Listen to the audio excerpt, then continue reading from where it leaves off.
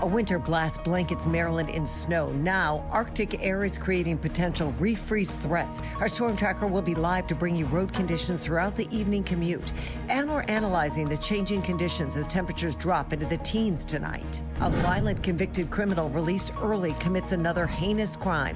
Now the governor is addressing the program that put him back on the streets and how it could change in the future. Live from WBFF in Baltimore, this is Fox 45 News at 4.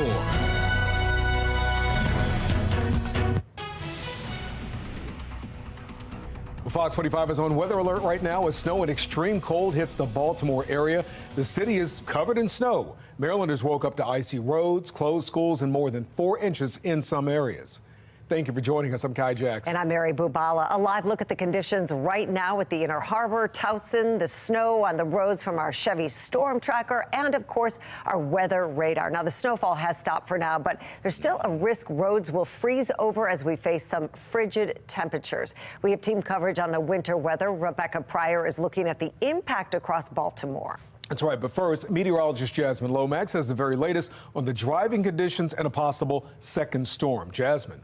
Thanks, Kai and Mary. That's right. We have finished with the snowfall. However, now we're focusing on the bitter cold temperatures and the gusty winds, just making it feel awful outside.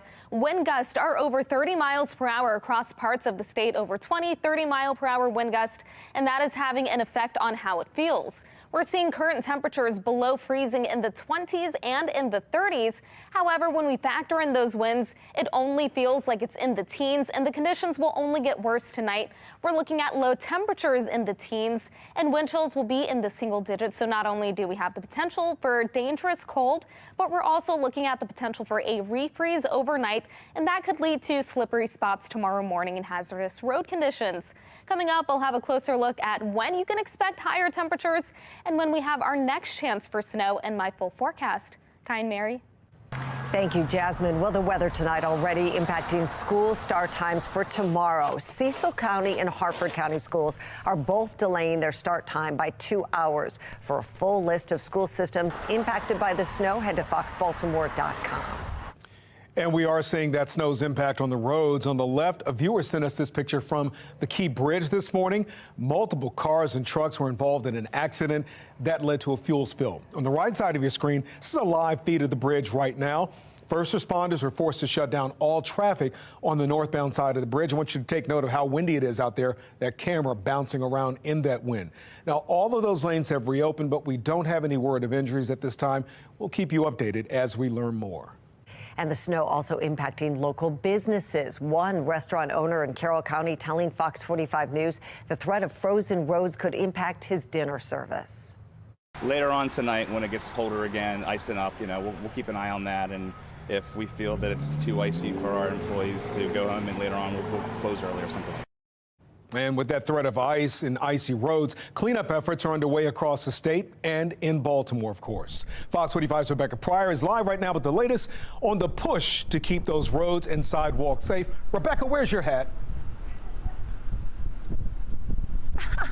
I should have had my hat on because you know what? This wind is pushing my hair all over the place. This is not a good live shot for me, Kai. But you know what is looking good? Our roadways, Kai. Look at that. For the most part, pretty much already fully cleared off. And that's because we have had hundreds of city crews out and about plowing overnight into today so that you can enjoy your snow day safely. Something that Baltimore City residents haven't been able to do in a very long time.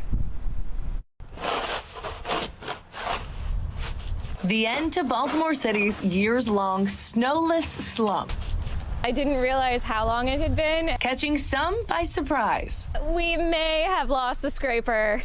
But even as Erin Maley substitutes her missing scraper with a broom, don't confuse her lack of preparation as disappointment. As a teacher, I love the snow, so just letting all kids know that teachers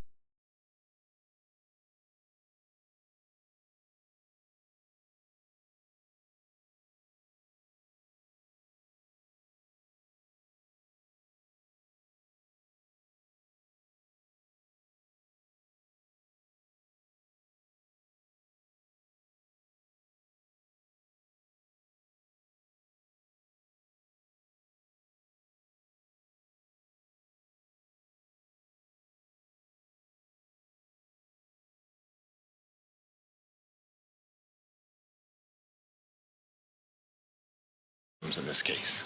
It means to me that no other family and no other father has to go through the loss that we've experienced that could have been avoided with a slight change in the legislation that has been in effect since 2016. Well, details of the proposal are still being worked out, but Bates did say the legislation would only apply to first-degree rape sex offenders. Well, live in downtown Baltimore, Keith Daniels, Fox 45 News. Keith, thank you. Well, a change to this system is just one piece of the criminal justice policy debate happening right now in Annapolis. Fox 45's Mackenzie Frost joins us live from the State House with the latest effort to curb juvenile violence. Mackenzie?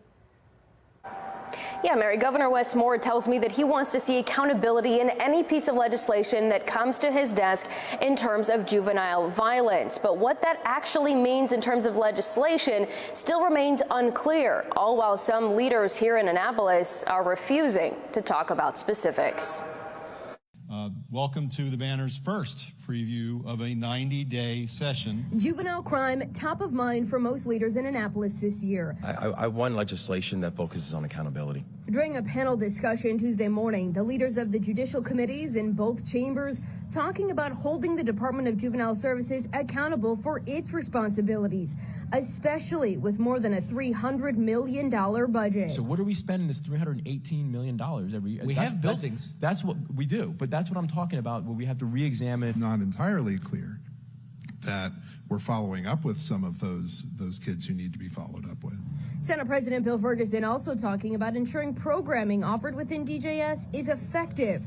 But Speaker Adrian Jones made it clear wholesale juvenile justice changes are not likely this year. Senate, we don't anticipate rolling back any of these juvenile justice laws.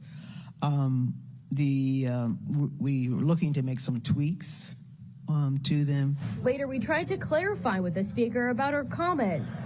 Why not make larger changes? I had to be, not just in general, because we did something all wrong. We had hearings, etc. Right, but no laws were actually changed during those hearings. But we have a bill that did not get passed, and that's what. So what bill should we be looking for this session? The bill that didn't get passed last time. Which was what? It's the juvenile justice bill. You'll see it when we come back. It'll be on the document. I don't want to take from the person, it's a good bill. Okay, but which bill is it? Which bill are you talking about? The juvenile justice bill. But instead, Speaker Jones walking away from us without providing any clarity about what she's looking for. Is while there may be differences in little details, overall there's a unified approach or unified vision that we have to get this has to change. We have to do better. Later, we pressed Senate President Ferguson about the Speaker's comments and what's going to unfold. Do you think the messaging is wrong, though, to hear from the Speaker say that it'll just be tweaks to the current system when we're hearing an outcry from communities that they want a bigger change? I think we'll see real reform that is important and real. He says the juvenile justice reform law previously passed was not the end, but like Speaker Jones, rolling it all back isn't likely. Those reforms were the right direction. How they've been implemented has not met our goal. When it comes to specifically kids with firearms. Who's responsible for the failure of the implementation? Look, all of us at some degree. I mean, at some point, it's not okay where we are. And, I think all of us should feel a level of accountability that kids deserve better, communities deserve better. All right, good afternoon and welcome everyone. Meanwhile, hearings are happening in the Senate, where DJS Secretary Vincent Schiraldi continues to back data that he says shows declining juvenile crime. Juvenile crime rates are still much lower than they were a decade ago and still lower than they were pre-pandemic. All while prosecutors... The reality is the numbers do not suggest a reduction in youth crime. ...continue to push back on that notion. Is youth crime down? Not by any measure of anybody who's paying attention. Lawmakers say they are committed to finding a solution, but right now conversations continue without a clear path forward. Now, with the focus seemingly taking shape surrounding accountability and oversight with the Department of Juvenile Services, we could get a better idea of how Governor Wes Moore wants lawmakers to accomplish that when he unveils his budget. That's scheduled for tomorrow morning. We're live in the State House. Mackenzie Frost, Fox 45 News. Thank you, Mackenzie. Coming up on Fox 45 News at 4 o'clock, we continue our coverage on the legislative session, the steps the governor is taking to dodge a multi-billion-dollar budget deficit. 2 Baltimore City teachers are accused of helping students cheat on mandatory tests. What we're learning from this latest Project Baltimore investigation. After the break, Baltimore police say a routine traffic stop led to the arrest of 4 teens wanted. Why one expert says this case shows the importance of enforcing even minor offenses.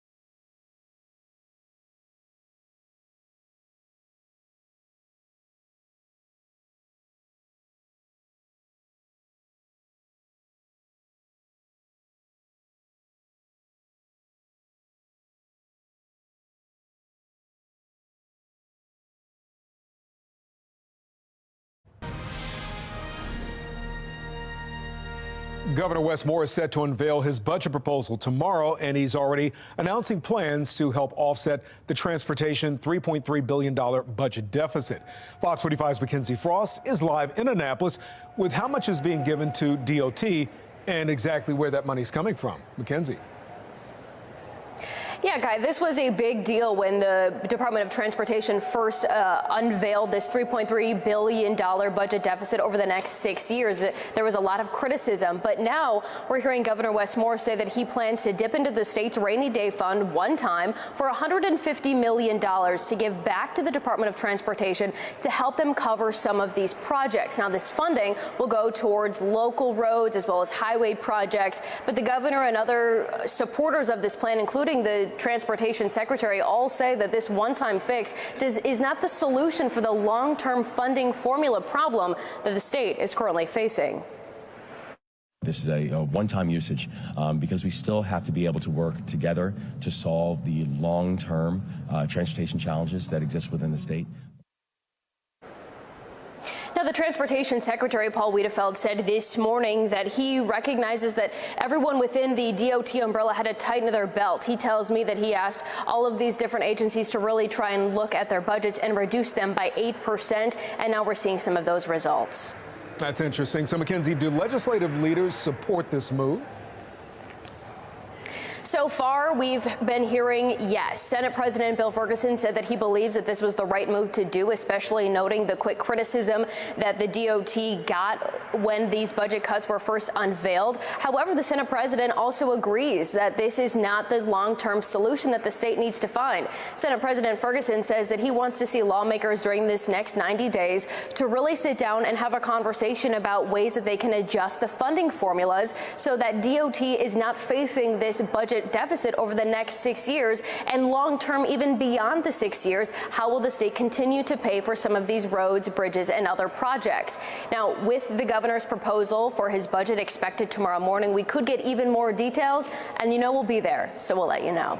We're live in the State House. Mackenzie Frost, Fox 45 News. Mackenzie, thanks. That brings us to our question of the day. Do Annapolis lawmakers have a spending problem? To make your voice heard, head to foxbaltimore.com/vote.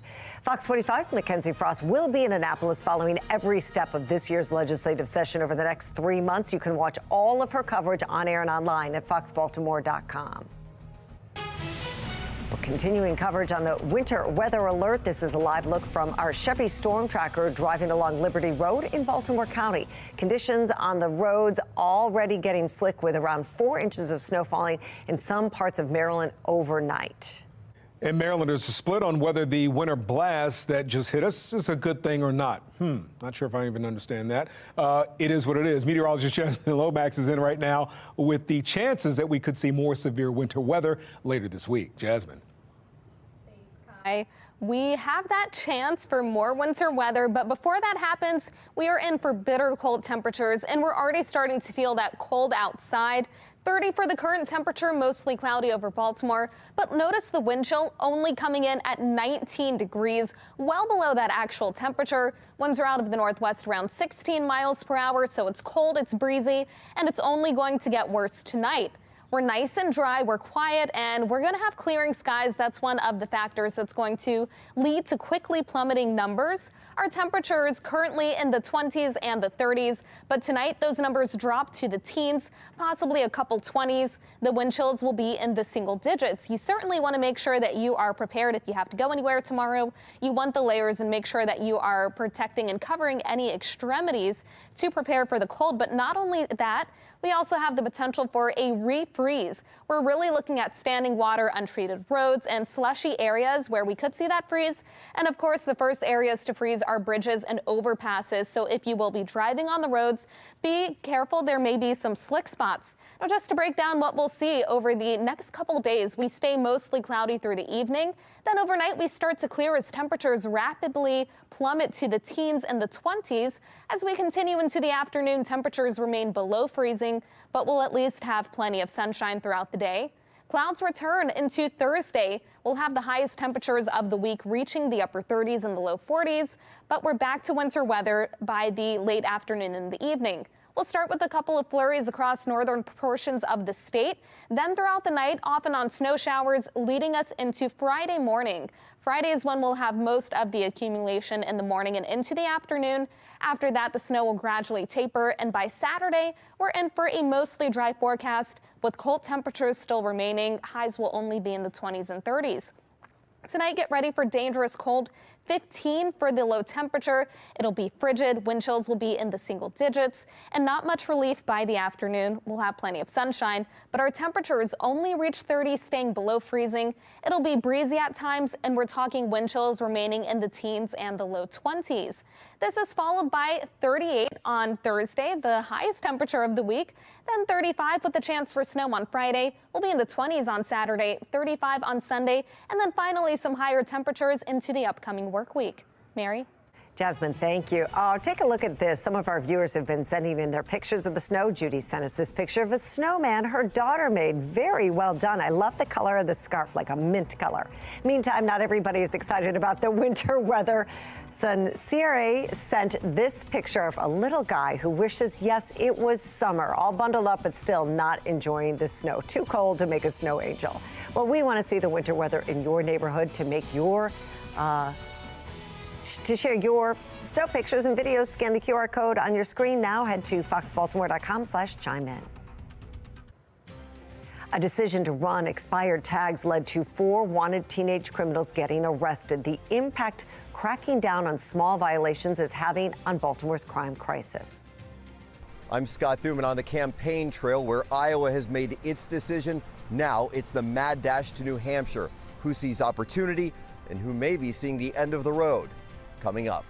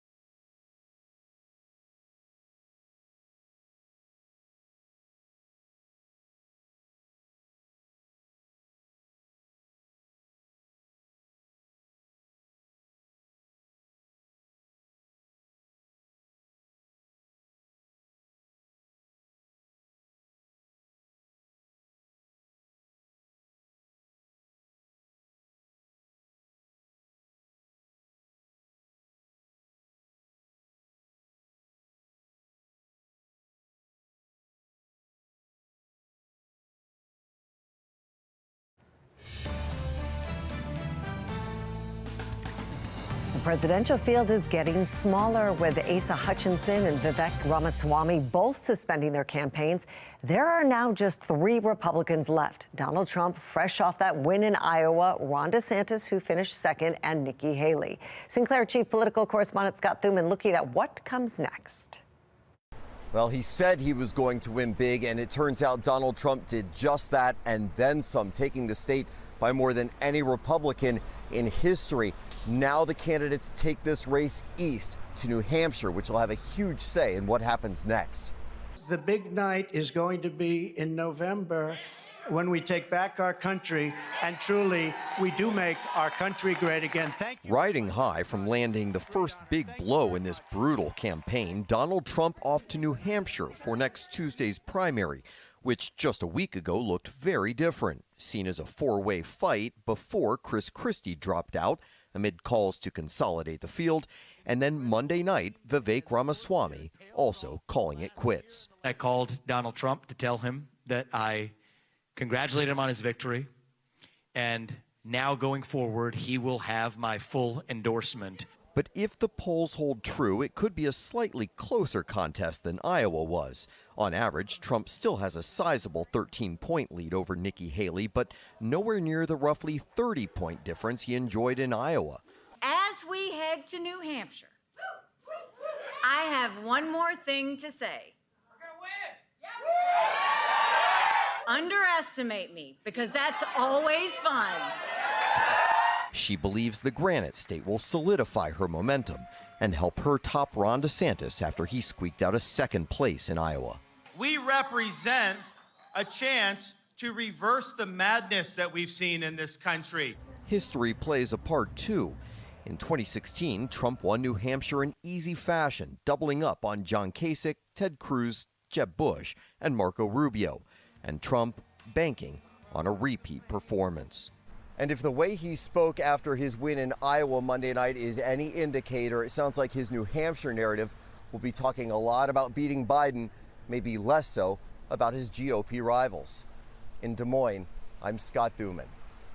And that brings us to our national question of the day. Is Donald Trump the inevitable Republican presidential nominee? To make your voice heard, head to foxbaltimore.com/vote. Click on the Pulse tab. Well, if you don't act now, all that snow will turn into dangerous ice on your driveway. A closer look at the tool you need to beat the winter weather. A routine traffic stop leads to the arrest of 4 teens accused of violent crimes. The impact low-level crime enforcement can have on stopping violence in the city.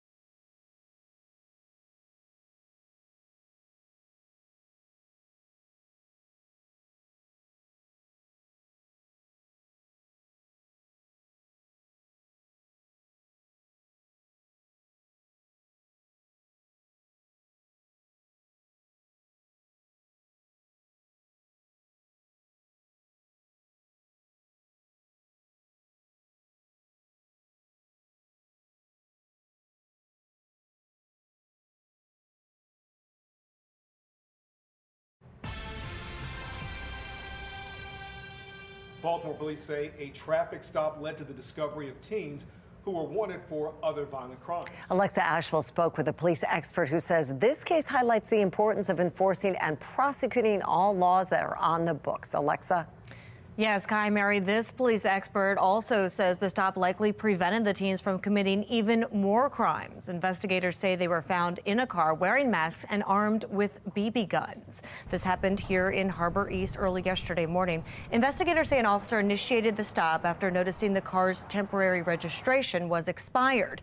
Inside, investigators say were 5 teens, including several juveniles.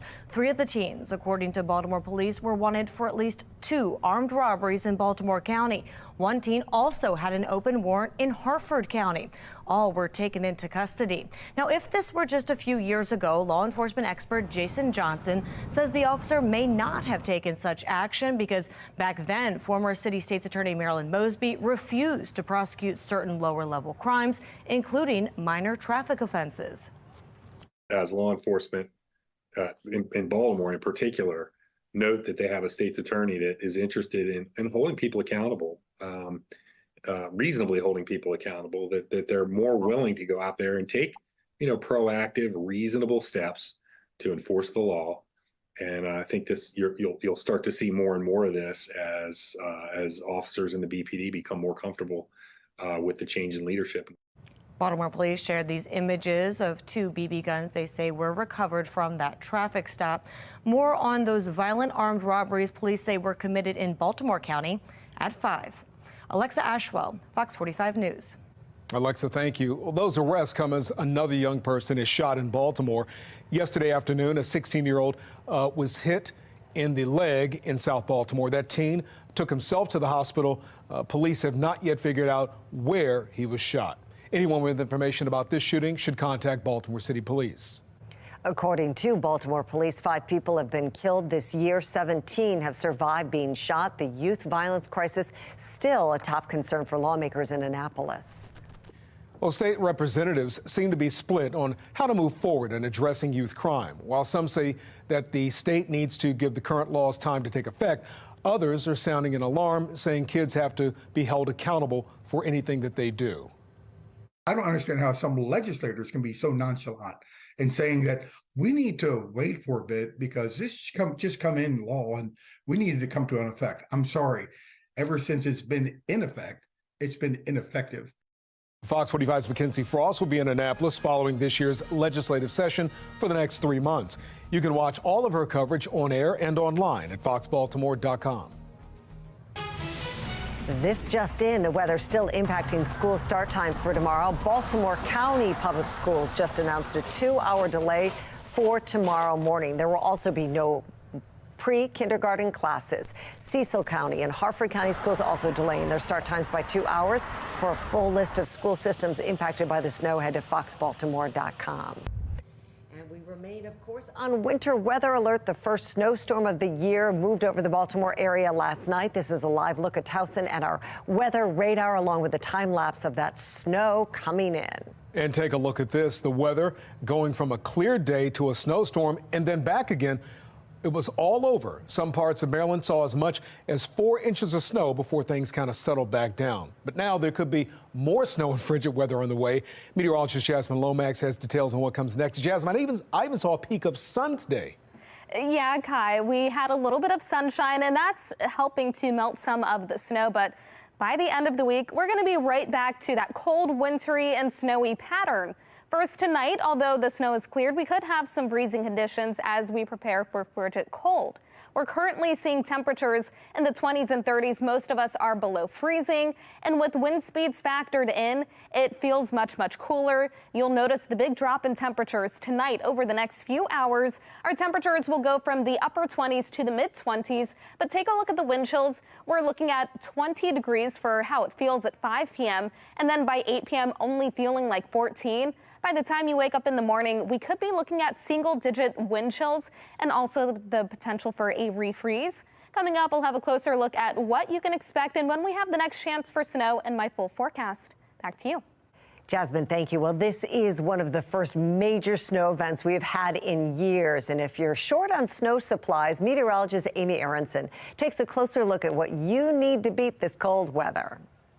Yeah, now that snow is pretty much everywhere, now is the time to kind of clean things up. So I'm here at the place to get the supplies to do that. We're at AYD Hardware in Rogers Forge. I'm here with Vince, who opened on his off day to make sure everybody else is getting what they need.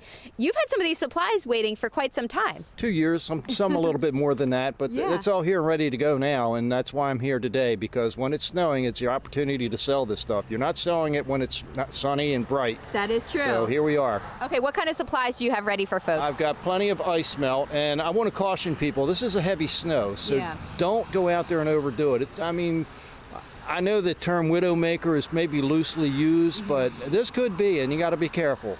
After you shovel, be ready to put down some ice melting compounds. Good idea. If you have pets, get a pet safe compound because salt will burn their paws. That's true. So, and I've got plenty of that. I've got plenty of ice melt. I got plenty of snow shovels. And hey, kids, I got plenty of sleds. The fun stuff, right? The fun stuff. And then this is an opportunity for you guys to get out there. So don't sit inside with your, Nintendos or your iPads. Get out there and have fun in the sun, or fun in the snow. Yeah, exactly. Yeah. And make sure you're prepared, because even although it's not really falling anymore, we know it's going to be cold again, and that could create some slick spots. Yeah, I think this actually, what's coming down now is good for sledding because it gives a nice crust and icy condition on the top of the snow, and you really slide fast. Perfect. And I know you said your prediction for the winter. You think we're going to get more of this? I think the pattern is set up for, yes, 2 or 3 more. We'll see. Time And, will tell. and February is really the snow month for Baltimore. Yes. So. As Vince said, the season is young. So here in Rogers Forge, Amy Aronson, Fox 45 News. We'll put the power of the Weather Authority Storm Center in your hands. Download the free WBFF Weather Authority app for your smartphone. Use our powerful Doppler radar to follow storms to your street. Go to your app store and search WBFF to get started. 2 Baltimore City teachers are accused of helping students cheat during mandatory testing. As Project Baltimore's Chris Papps explains, the school system's own investigator confirmed the allegations and the teachers were removed from the classroom. These are the findings from internal investigations conducted by Baltimore City Schools into its own employees. Documents obtained by Project Baltimore through a public records request. And among the most stunning findings, 2 teachers accused of helping students cheat on mandatory district tests. That's not right. That is not right. Patrice Bell taught in Baltimore City Schools for 32 years. She retired in 2022.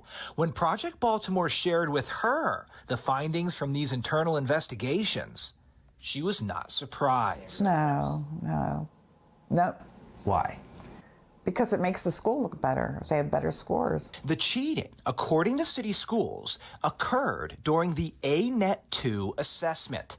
ANET-2 is a test used to evaluate student mastery of math and literacy. The scores are intended to help teachers better understand a student's educational level, so instruction can be more focused. But according to these internal investigations, 2 Baltimore City teachers were found to have helped their students cheat to improve their scores. They aren't doing it individually by themselves. No, it's not going to get accuracy. The first investigation was launched February 11th, 2020.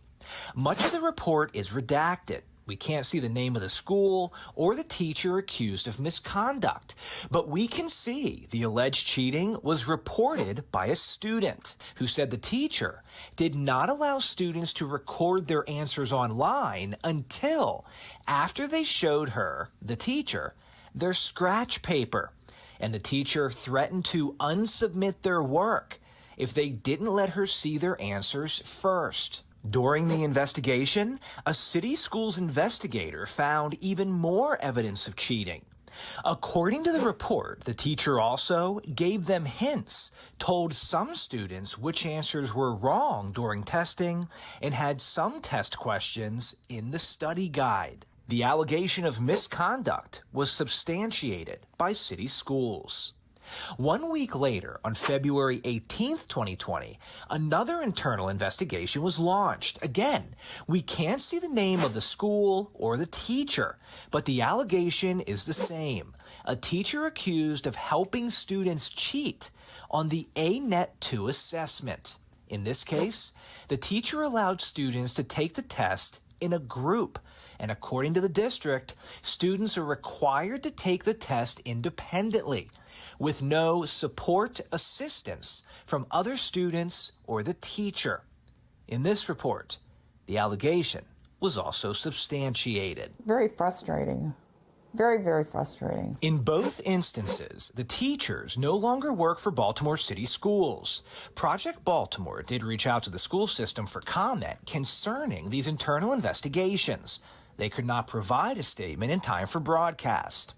Bell told Project Baltimore in her 32 years, she never saw teachers blatantly allowing cheating, but she said the testing process does lack oversight. It wasn't, I don't use a professional with kids, but it was a lackadaisical atmosphere in there. Bell said it's common, for example, for students to be on their phones while taking the test, which is prohibited for obvious reasons.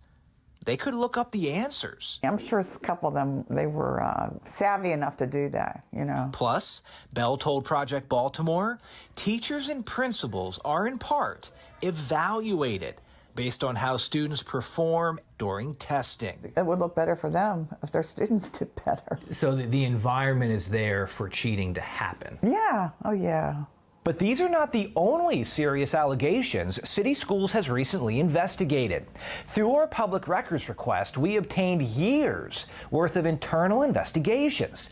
In the coming weeks, we will share with you some of what we found, including stunning allegations of violence by students and employees. I'm Chris Pabst, and this is Project Baltimore. Project Baltimore wants to hear from you. Do you have a story to share about your child's education or a concern that you'd like our team to investigate? You can call the tip line on your screen or send an email to news@projectbaltimore@foxbaltimore.com. You can also find us on Instagram. A push in the Senate to pause all funding for Israel, why at least one senator says the United States needs to evaluate if the country is committing war crimes.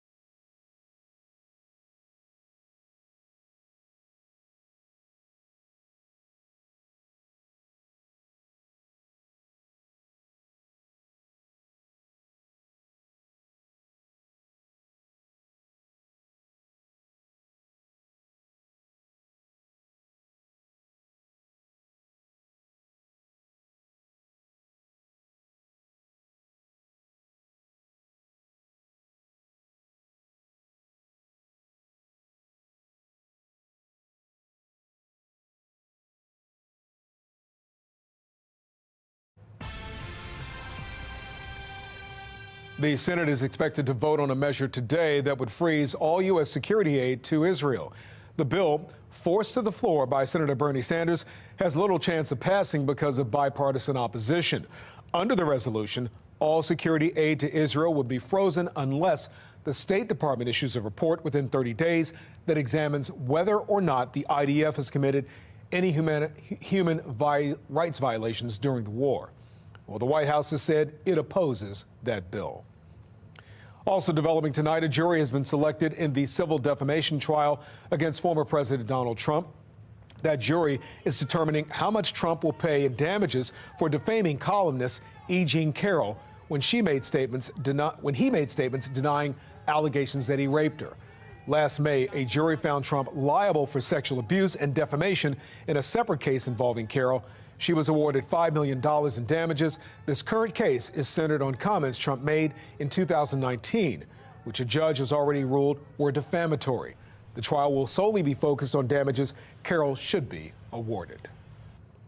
The Department of Homeland Security says Texas denied federal agents access to a stretch of the southern border when they were trying to rescue 3 migrants who drowned. On Friday, the state shut down Shelby Park and Eagle Pass, effectively kicking out Border Patrol. Officials say hours later, 2 children and a woman died near the park. The governor of Texas maintains his state has the authority to control entries and exits. One lawmaker says the state bears responsibility for this tragedy.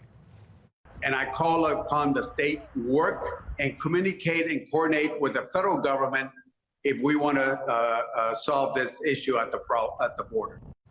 The Department of Homeland Security says Texas has to give access to the park and remove all barriers by tomorrow, or they'll ask the Justice Department to take action. Fox 45 is on weather alert right now as we see snow in the area. The first time really in 2 years that we've seen this much. You're looking at conditions earlier today in Rogers Forge in Baltimore County as kids gathered to make the most out of a day out of school. Let's take a live look at the Inner Harbor right now. You can see that snow on the banks over there, even over there on Federal Hill. Looks really pretty out there. Here's meteorologist Jasmine Lomax with more on what comes next. Jasmine.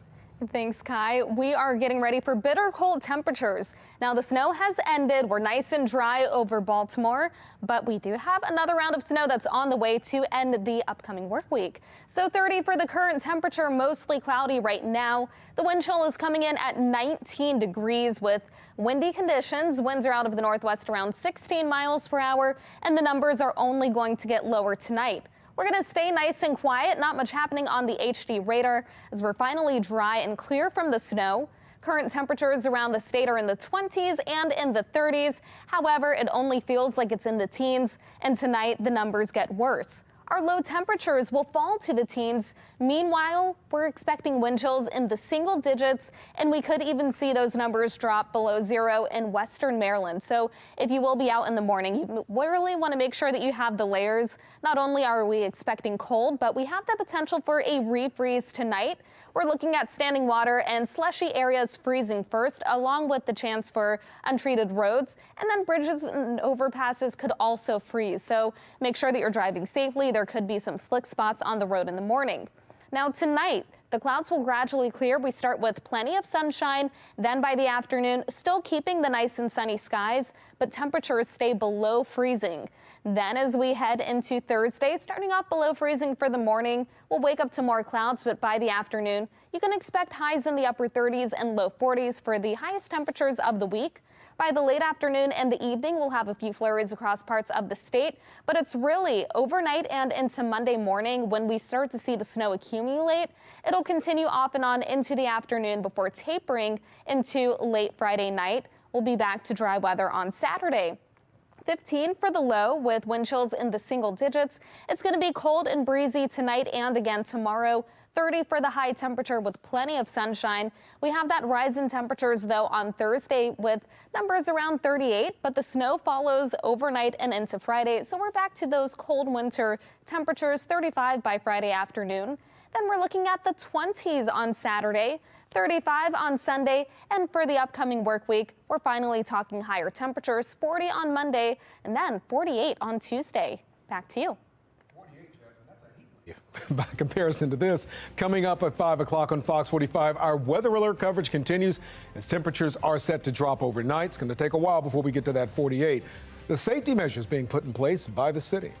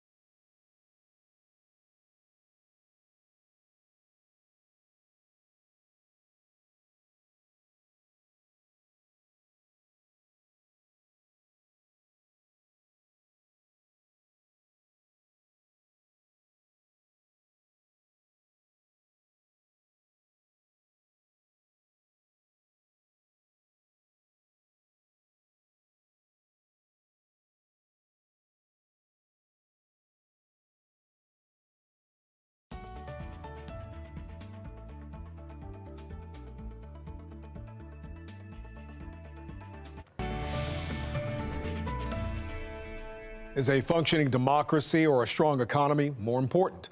A new poll shows voters are split between the two. Janae Bowens has a deeper look. The biggest concerns in this country will depend on who you ask. If we do not protect what we have considered to be a democracy, we will not have a country. And the economy, with a lot of us being fresh out of college and starting to build our savings account. A new survey from CBS News and YouGov shows 50% of likely voters say the U.S. having a functioning democracy is a bigger concern over the next few years. But the other 50% says the U.S. having a strong economy is the bigger concern. I can understand it. College professor and author of The 400-Year Holocaust, Dante King, says he's not surprised that when you break down the numbers even further, 64% of Democrats choose democracy and 65% of Republicans choose a strong economy. In terms of the politics of our country and who the front runners are for each party. Now, both front runners align with what their party supports. American democracy will remain, as it has been, the central cause of my presidency. Well, we have an economy that's so fragile, and the only reason it's running now is it's running off the fumes of what we did, what the Trump administration. It's just running off the fumes. And when there's a crash, I hope it's going to be during this next 12 months. Tevi Troy with the Bipartisan Policy Center says January 6th has a lot to do with Democrats backing democracy, and he says Republicans backing the economy is a key party focus in general. If the economy went in the tank completely, then you'd have a lot more people saying the economy. But as long as Trump is in the picture, there's going to be this perception among Democrats that he's a threat to democracy. The majority of likely voters did agree they want the next president to show empathy and toughness and be open to compromise. In Washington, I'm Janae Bowens. We are weather alert as we get ready for bitter cold temperatures tonight, but the winter weather is going to last into the weekend. On Friday, we have our next round of snow. Temperatures by the afternoon reach 35. Then as we continue into Saturday, we are looking at a dry forecast, but notice those temperatures. We're staying below freezing with highs only in the upper 20s. It'll be blustery at times, leading to low wind chills. That's followed by temperatures reaching the mid-30s on Sunday, and it's the start of a warming trend that we'll have next week, talking the 40s and the 50s. Coming up, I'll have a closer look at tonight's possible refreeze and the timing of snow by the end of the week, and my full forecast in about 20 minutes. Jasmine, thank you. Coming up on Fox 45 News at 5 o'clock, new efforts to bring awareness to offshore wind. We take a look at both sides of the argument. Federal workers are set to protest today, interrupted by winter weather. Why some critics argue if they did take part, they should have been fired.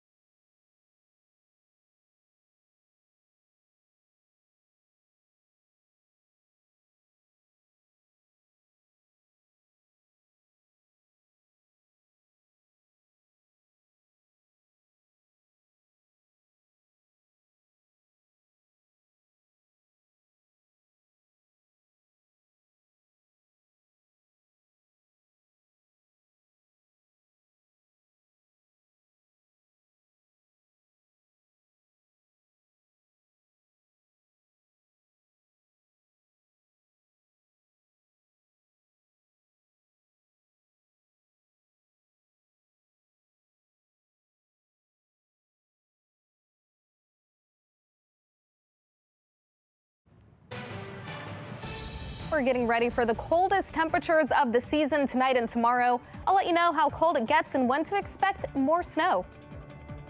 Baltimore City crews have been working around the clock to get your roadways cleared. I'm Rebecca Pryor, and coming up, I'll have an update on those cleanup efforts. Plus, tomorrow, Governor Wes Moore is set to unveil his budget proposal. Fox 45 News takes a closer look at where money is coming from and where it's going. Live from WBFF in Baltimore, this is Fox 45 News at 5.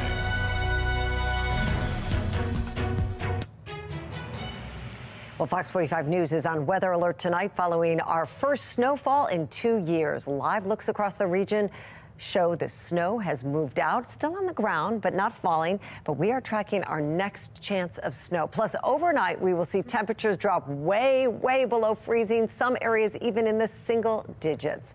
Are we ready for this? No. I don't know. Thank you for staying with us. Exactly. I'm Mary Bubala. And I'm Kai Jackson. Baltimore City, by the way, will be under a code blue extreme cold alert today through Thursday morning. The city health department is reminding people to drink plenty of fluids. You do need that even when it's cold outside. And remember to check on those who are most vulnerable, like children and the elderly. And if it's too cold for you, you can imagine it's too cold for your pet. Remember to bring those pets indoors.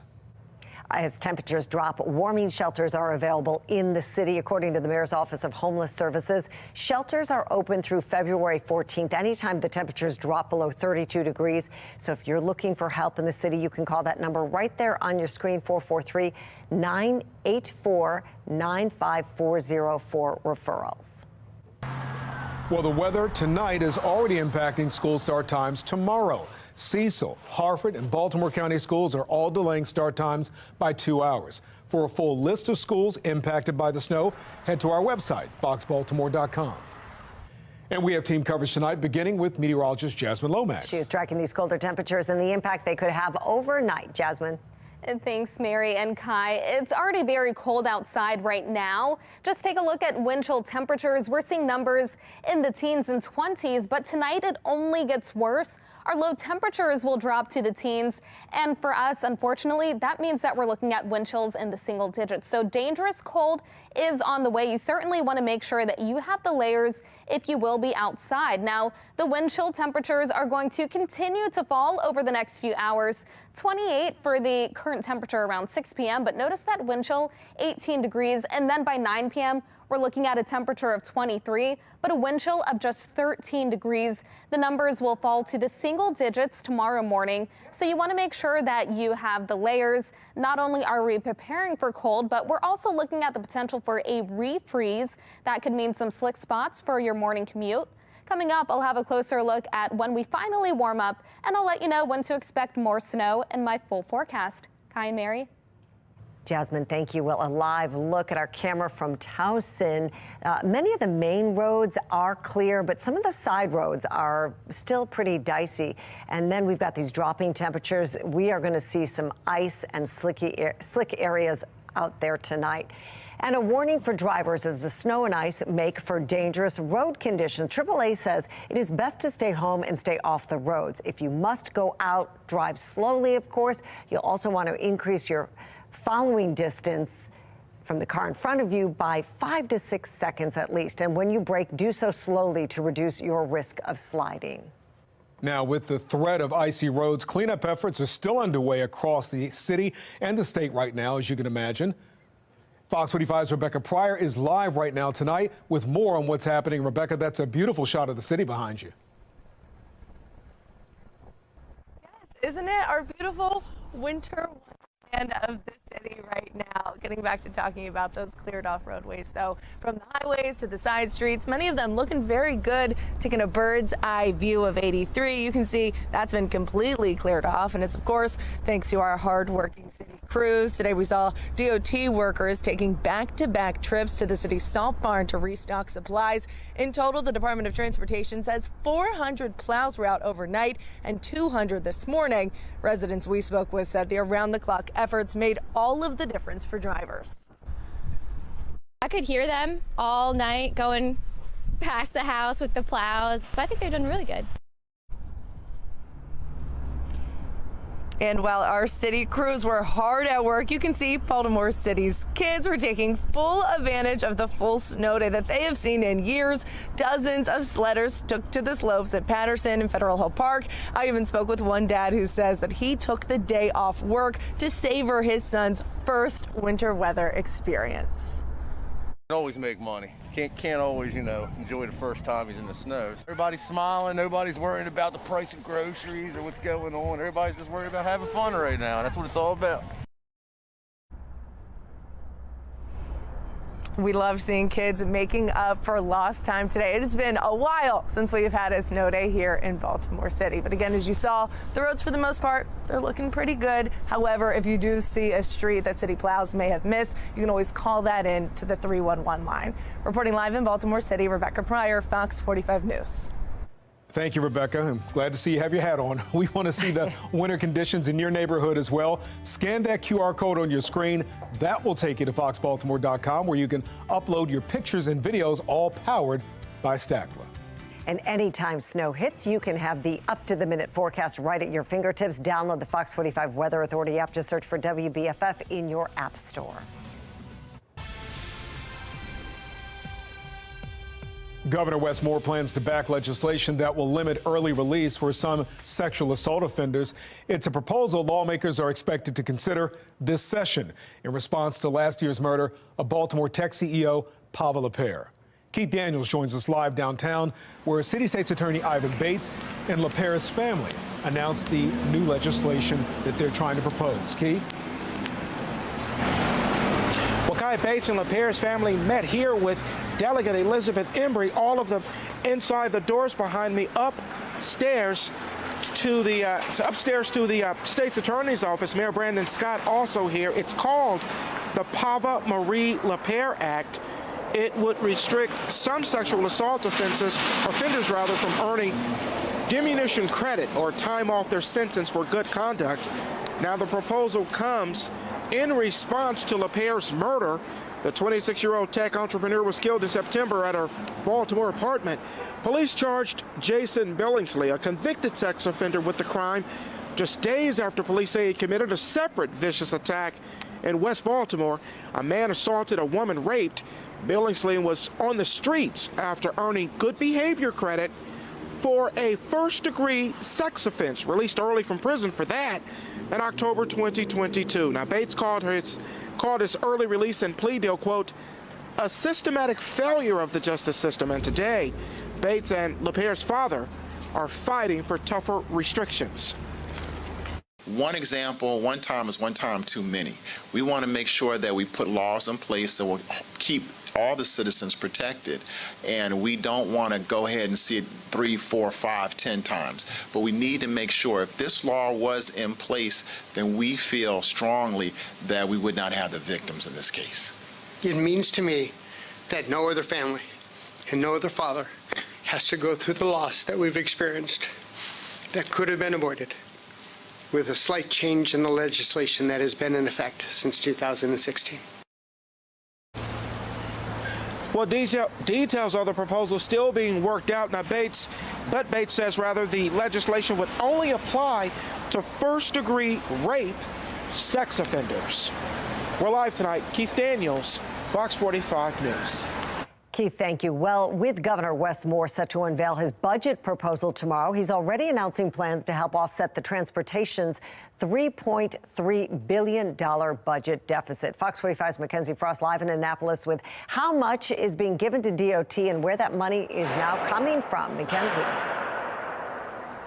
Yeah, Mary, we know that this $3.3 billion budget deficit for the Department of Transportation is for the next 6 years.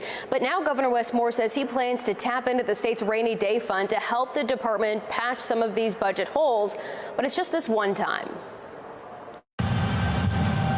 When the Maryland Department of Transportation rolled out its projected $3.3 billion budget cut proposal, it called for cuts almost across the board, limiting times when you can go to the MVA, cutting funding for local roads and highways, and more. But Tuesday morning, we found budget space in general funds to be able to make sure that both the highway users and also the locally operated transportation functions are being restored, are in the budget.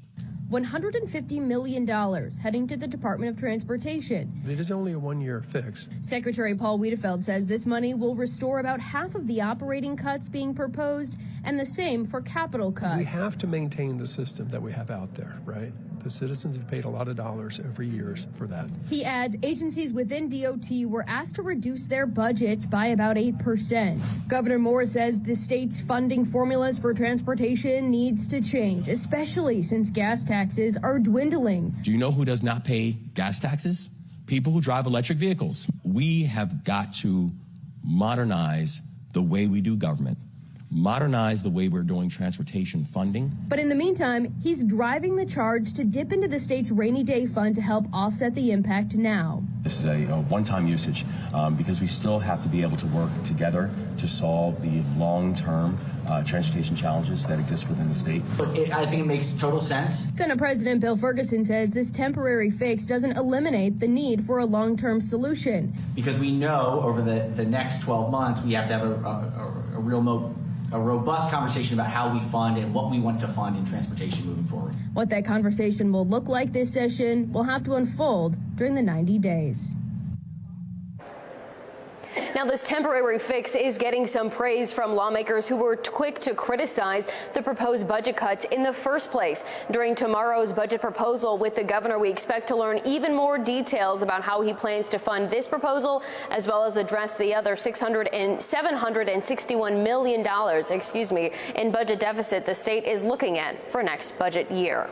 We're live in the State House. Mackenzie Frost, Fox 45 News. Mackenzie, thank you. That brings us to our question of the day. Do lawmakers have a spending problem? To make your voice heard, head to foxbaltimore.com. Mackenzie will also be in Annapolis following every step of this year's legislative session over the next 3 months. You can watch all of her coverage on air and online at foxbaltimore.com. Baltimore police say a traffic stop led to the discovery of teens who were wanted for other violent crimes. Alexa Ashwell spoke with a police expert who says this case highlights the importance of enforcing and prosecuting all laws. Alexa?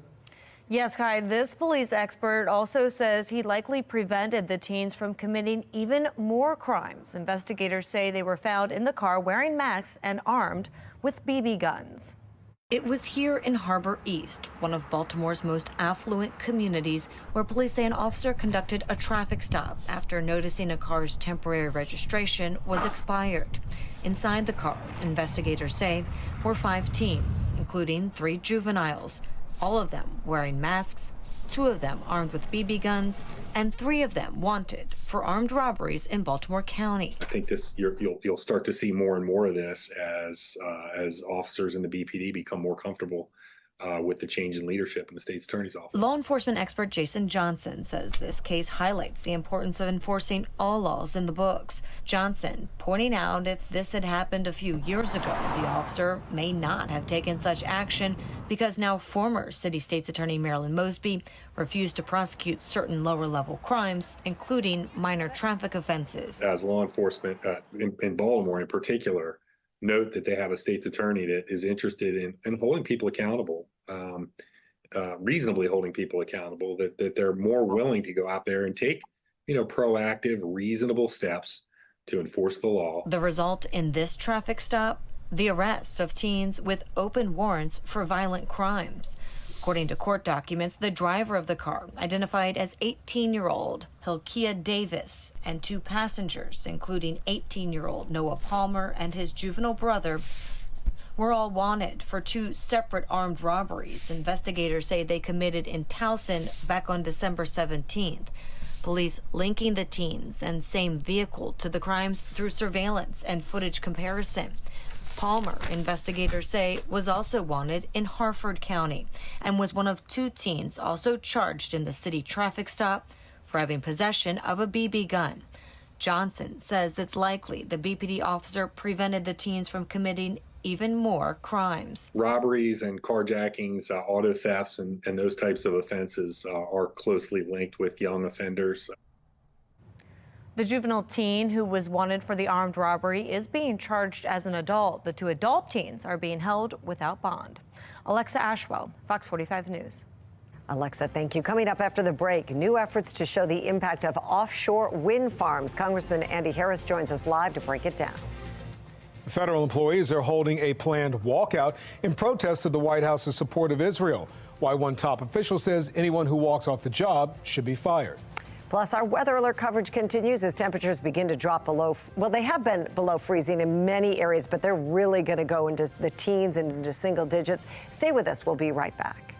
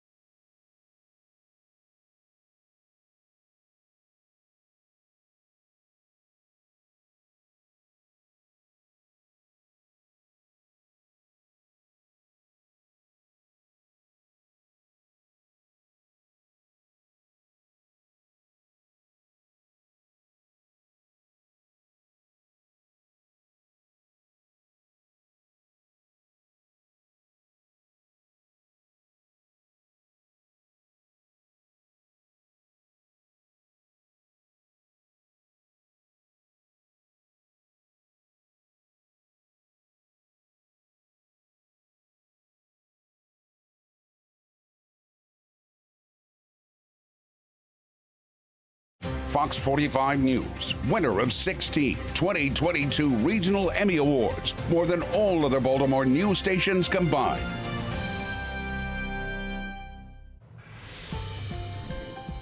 Making headlines tonight, Congressman Andy Harris is set to hold a hearing this week on the effects of offshore wind farms and what they're having on the environment, marine life, and the economy. Now, proponents say offshore wind energy avoids releasing harmful greenhouse gases that lead to climate change. Congressman Harris joins us live tonight to weigh in. Congressman Harris, thank you for joining us. What do you hope to accomplish from the hearing? Well, what we want to do is educate people about the idea of offshore wind and how bad an idea it is, how economically it's not beneficial. It increases people's energy bills. It has impacts on the environment. It has impacts on the fishing industry. There are lots of impacts I don't think people are aware about. We are in the middle of winter. What prompted the sense of urgency to address this issue? Well, we're in the final stages of the federal government giving approval to the offshore wind company to start building windmills. So it needs to be done soon. The Biden administration, I think they realize they may not have much time left in office. They may try to rush it through this year. And if we can shift gears right now, Congressman, last week, Johns Hopkins was in the hot seat after a controversial email was sent out to staff. You were critical of that email regarding privilege. What's your stance on that? Have you had an opportunity to speak with anyone at Hopkins since that time? No one was able to speak with me, last Friday morning after I became aware of it. So what we need to do is find out why federal dollars are flowing to an institution where the chief diversity officer, who calls Christians privileged, I think is, I'll be honest, a religious bigot. Well, the dean did come out and say that that is not what they are trying to portray at Hopkins, so it was retracted some bit. Congressman Andy Harris, thank you so much for joining us tonight. We do appreciate it. Okay, thank you. The snow has finally moved out, but now we're getting ready for bitter cold temperatures tonight. And for some areas, that could mean a refreeze. You certainly want to make sure that you are staying weather alert. But even after tomorrow, we still have another chance for snow later this week. Right now, we're at 27 with mostly cloudy skies, and the temperatures keep falling. The wind chills keep getting lower. Right now, it feels like 14 degrees.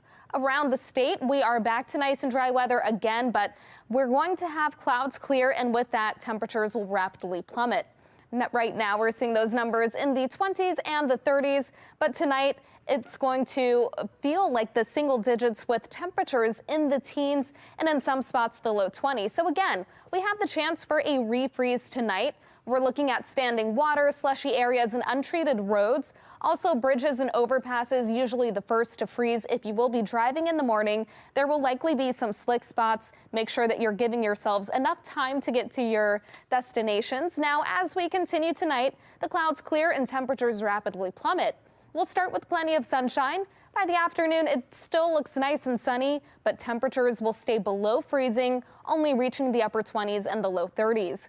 We'll start with below freezing temperatures on Thursday morning, waking up to more clouds. By the afternoon, highs will reach the upper 30s and the low 40s for a slight rise in temperatures, but winter weather will follow in the late afternoon. We'll see a few areas with flurries, but then overnight and into Friday, we'll have more snow across the state, and this is when we could see some accumulation. So Friday morning into the afternoon, we have that chance for snow. It'll gradually start to taper as we head into the night, and then we're looking at a mostly dry forecast on Saturday, but it will still feel like winter with blustery conditions and high temperatures only in the 20s. 15 for the low temperature tonight. Again, those wind chills drop to the single digits. Make sure that if you will be outside that you're dressing in layers and covering your extremities. 30 by the afternoon, staying below freezing with wind gusts up to 20 miles per hour. We'll have plenty of sunshine throughout the day. Now, this is followed by a slight rise in temperatures. 38 for the high on Thursday with mostly cloudy skies, but it's the late afternoon and into the evening when snow begins to move across our state. The snow continues on Friday. By the afternoon, highs reach 35, and then we're only looking at 28 on Saturday. We'll stay dry on Sunday with highs around 35, but a nice warm-up is going to follow. 40 for the high on Monday. Then on Tuesday, we're looking at temperatures in the upper 40s. Back to you. Jasmine, thank you. Well, there is an easy way to track snow plows and see when they will make it out to your neighborhood. The State Highway Administration has a tracking page on its website. That means you can track where the plows are and how long it will be until they get to your street. And you can also see where they've been. Many of you are sharing your snow day pictures with us, and we're so happy you are. On the left, Anna sent us this picture of Paisley spending her snow day making a snow angel. And in the middle, Sarah sharing this beautiful picture of the snow on bamboo. That is gorgeous. And on the right, Selena sent this picture of Liliana building her first snowman of the new year. I'm thinking there's going to be more opportunities for that. And if you went sledding today, built a snowman, or had a snowball fight, we want to see all the fun. Scan that QR code right there on your screen. It'll take you to foxbaltimore.com, where you can upload your pictures and your videos. It is all powered by Stackla. Still ahead tonight, new efforts to address the juvenile crime crisis in Maryland, but will it be enough? Fox 45 News breaking down the proposal from Governor Wes Moore. The legality of a scheduled protest under question on Capitol Hill. I'm Kayla Gaskins with that story straight ahead.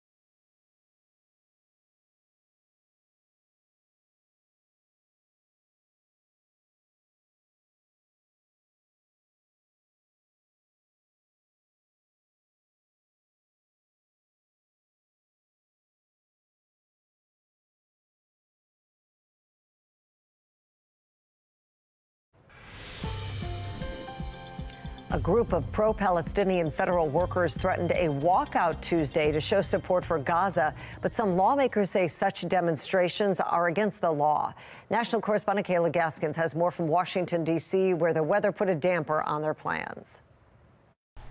The planned protest didn't happen Tuesday because federal workers were told to stay home after a blizzard hit the nation's capital. This snow day impacting demonstrators' ability to publicly protest the Biden administration's handling of the Israel-Hamas war. Federal employees from nearly 24 agencies were reportedly planning to participate in this day of mourning, staying home from work to show solidarity for Gaza. The plan, organized by the group Feds United for Peace. According to their Instagram, staffers from the NSA, the State Department, DOD, the House of Representatives, the White House, and many other agencies were set to participate. Speaker Mike Johnson warning anyone who walked off the job deserves to be fired, promising to personally ensure disciplinary action will be taken. Strikes by federal employees are against the law. Critics argue this falls under the legal definition of a strike. The courts have long established strikes are not a constitutional right. The federal law is very clear. If you're a federal employee, you can't strike. There's no one who works in the government for any length of time and doesn't have any number of policies that they intensely disagree with. Striking is not an option. Under federal law, it's a crime. The group, in an apparent attempt to circumvent consequences, asserting it's a day of mourning, not a walkout. This planned demonstration comes as President Biden faces increased pressure for his continued support of Israel. Protesters rattling the security gates outside the White House Saturday evening. D.C. police and Secret Service scrambling to repair a section of the security fence to prevent a breach. Secret Service evacuated non-essential staffers from the area for safety. Feds United for Peace tells me federal employees eligible for telework still participated in Tuesday's demonstration. On Capitol Hill, I'm Kayla Gaskins. The governor's new crime-fighting plan mirrors part of what Mayor Scott's crime-fighting strategy has in it, why some say that's raising a red flag when it comes to the future of public safety in Maryland. Republicans in Iowa have spoken, and former President Trump came out on top. I'm Atra El-Nashar in Des Moines with a look at where the presidential primary goes from here.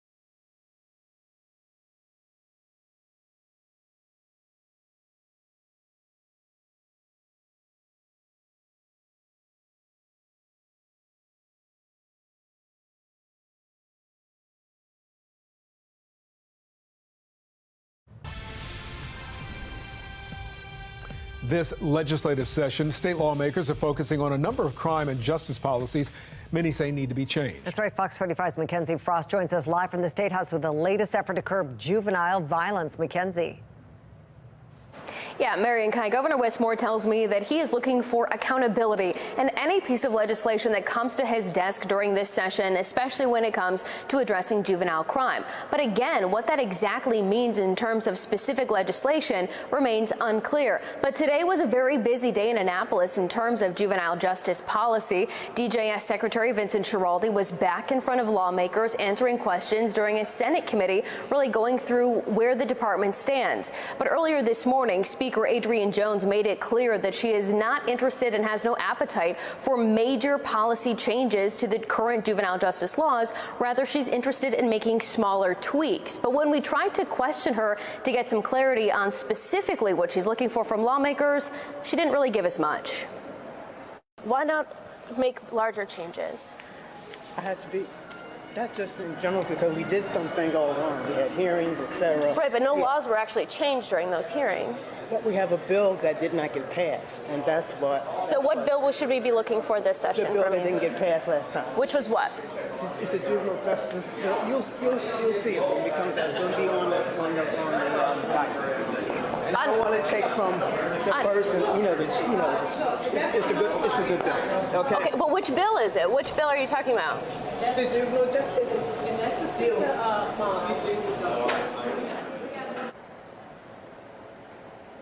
You can see there the speaker walking away without really giving us any specifics or details on what bill she was actually talking about. Later this morning, we had the chance to press Senate President Bill Ferguson on the speaker's comments and really tried to get some answers on what's going to unfold during this session. Do you think the messaging is wrong, though, to hear from the speaker say that it'll just be tweaks to the current system when we're hearing an outcry from communities that they want a bigger change? I think we'll see real reform that is important and real. Those reforms were the right direction. Mm-hmm. How they've been implemented has not met our goal. When it comes to specifically kids with firearms. Who's responsible for the failure of the implementation? Look, all of us at some degree. I mean, at some point, it's not okay where we are. And, I think all of us should feel a level of accountability that kids deserve better, communities deserve better. Now, the focus does really seem to be shifting and centering around holding DJS accountable to ensure that the level of services are being provided and the programming that is offered to juveniles and their families are actually working. We're live in the State House. Mackenzie Frost, Fox 45 News. Mackenzie, thank you. Yesterday, we asked you, are you satisfied with Governor Wes Moore's public safety plan? 93% of those who voted said no. Mackenzie will be in Annapolis during the next 90 days for the legislative session, of course. You can watch all of her coverage on air and online at foxbaltimore.com. I bought a snowblower back in 2016, and this might be the first time I dust it off. So. But yeah, no, not bad overall for the first time in a while. Gives us a good practice run. Must have been fun to fire that up, right? Well, cleanup is in full swing after we saw our first snowfall in 2 years. And although the snow has stopped, we are already tracking our next weather maker tonight. Temperatures are supposed to drop into the teens, even single digits. It's going to be so cold out there. This is a live look from our Chevy Storm Tracker. The roadways seem to be in good shape. Cars sort of up to speed tonight. But again, we're going to be watching for icy conditions into the overnight hours for some of those side roads that are not yet fully plowed. The main road should be okay because there's no precipitation coming in, but it's those side roads. Yeah, they're always dicey, Mary. And as those roads become slicker tonight overnight, because of the dropping temperatures Jasmine's telling us about, authorities are reminding people about locations, especially trucking locations along major roads throughout the state. The green parking symbols on the map represent the regular truck parking, and blue parking symbols represent emergency truck parking during 6 or more inches of snow. Tractor-trailer drivers can use commuter park and ride lots, that's the blue symbols, to wait out a storm. You can find a full list of helpful safety tips on our website, foxbaltimore.com. So when can we expect more snow? That's right. Let's go right to meteorologist Jasmine Lomax. This wasn't a heavy snow, Jasmine. In fact, I thought I could have pulled out my leaf blower and blown off some of the snow out of the driveway. It wasn't too bad. We saw a couple inches, which was nice for all of the snow lovers. It's been a couple years since we've had this much snow, and we're already getting ready for another round of snow coming late this week. Now, first tonight, we are getting ready for bitter cold temperatures. It already feels pretty bad outside. It feels like it's in the teens and in the 20s. Feels like 14 here in Baltimore.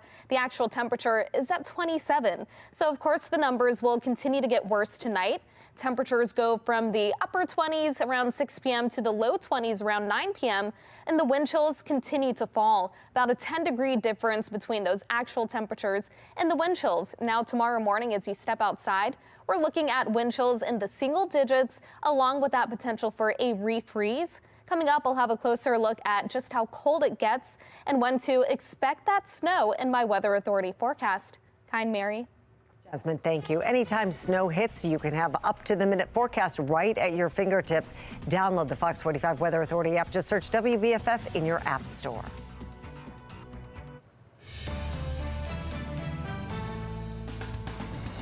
The Iowa caucuses delivers former President Trump a wide margin of victory Monday night, winning more than 50% of the vote. And with that massive lead, there are questions about what the rest of the primary looks like and how many more states will come into play before the party agrees on a nominee. National correspondent Atra El-Nashar reports from Des Moines. Former President Trump leaving Iowa with a historically dominant caucus win in his pocket. Thank you very much, everybody. Great honor. Winning support from more than half of caucus goers, his base defies demographics. Iowa exit polls show Trump had the lion's share of support from both men and women and voters ages 30 and older. Trump 2016 campaign manager Kellyanne Conway. If you look at Trump's dominance across pretty much every crosstab group he won, he's going to win young people, first-time caucus goers. He's going to dominate among evangelical Christians, among women. Hello, Nikki. But Nikki Haley and Ron DeSantis are making it clear they are still very much in this race, but the primary field has narrowed. Vivek Ramaswamy and former Arkansas Governor Asa Hutchinson suspended their campaigns.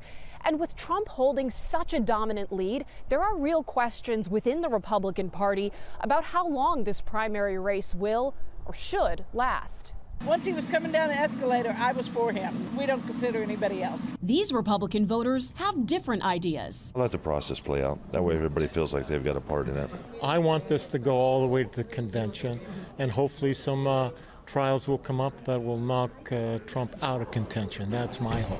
Where there is consensus is on the issues motivating Republicans in 2024. About 4 in 10 caucus goers said immigration is their top issue, and 1 in 3 said the economy, according to an Associated Press exit poll. Immigration is important to me. We cannot let all these illegal migrants come in. The economy is awful. The inflation, we feel like we're in a way worse spot today than we were 4 years ago. 2 issues expected to color the rest of the Republican presidential primary, however long it lasts. In Des Moines, Iowa, I'm Atra El-Nashar reporting. And that brings us to our national question of the day. Is Donald Trump the inevitable Republican presidential nominee? To weigh in, head to foxbaltimore.com/vote and click on the Pulse tab. Well, the race for president just got a little smaller. Former Arkansas Governor Asa Hutchinson has announced he is suspending his Republican presidential primary campaign. Hutchinson finished 6th in yesterday's Iowa caucuses. In his announcement, Hutchinson congratulated Trump on his win last night, but he said he is not endorsing a candidate at this time. A new poll is shining a light on how Iowa voters felt before last night's caucus. According to findings from AP VoteCast, 7 in 10 Iowans who caucused for former President Trump said they knew all along they'd support him. Nearly 2/3 of Iowa Republicans say President Biden's victory in the 2020 election was illegitimate, and 2/3 of caucus goers say they'll still consider Trump for president even if he's convicted of a crime. Still ahead, former President Trump heads back to court for his second defamation trial. What happened today and the monetary damages Trump could owe. A new poll finds 1 in 5 young Americans has a positive view of terrorist Osama bin Laden. What one college student says is behind the troubling results. And it is bitter cold now, but it only gets worse tonight as we prepare for dangerously low wind chills I'll let you know more about the potential for a refreeze and when we could see snow in my Weather Authority forecast.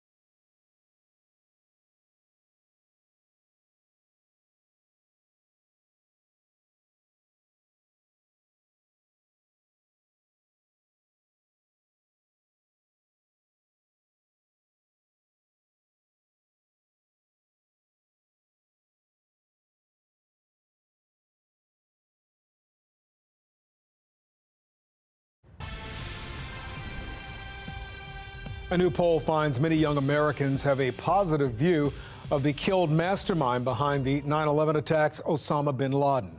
The National Desk, Angela Brown, has the story. The families of 9/11